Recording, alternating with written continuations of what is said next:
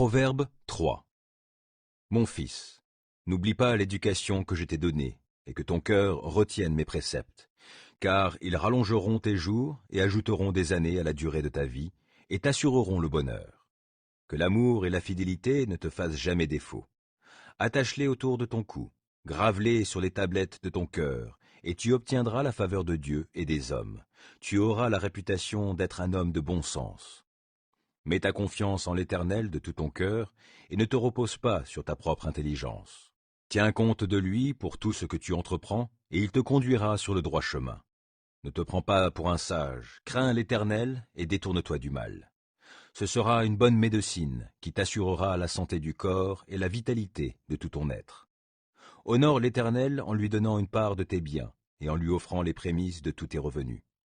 Alors tes greniers regorgeront de nourriture et tes cuves déborderont de vin. Mon fils, si l'Éternel te corrige, n'en fais pas fi. S'il te reprend, ne t'impatiente pas. Car c'est celui qu'il aime que l'Éternel reprend, agissant avec lui comme un père avec l'enfant qu'il chérit. Heureux l'homme qui a trouvé la sagesse, heureux celui qui acquiert l'intelligence. Acquérir la sagesse vaut mieux que gagner beaucoup d'argent. Les avantages qu'elle donne sont plus précieux que l'or le plus fin. Elle a plus de prix que les perles, et aucun trésor que tu pourrais désirer n'égale sa valeur. La sagesse t'offre dans sa main droite une longue vie, et dans sa main gauche la richesse et la considération. Les voies dans lesquelles elle conduit sont agréables. Tous ses chemins convergent vers le bonheur. La sagesse est un arbre de vie pour ceux qui s'attachent à elle, et ceux qui savent la garder sont heureux. C'est avec la sagesse que l'Éternel a fondé la terre, et avec l'intelligence qu'il a disposé le ciel. Par sa science, il a fait jaillir l'eau des sources et ordonné aux nuages de répandre la rosée. Mon fils, garde les yeux fixés sur la sagesse et la réflexion, retiens-les, car elles t'apporteront la vie. Elles seront une parure pour ton cou. Alors tu iras ton chemin en toute sécurité, sans trébucher.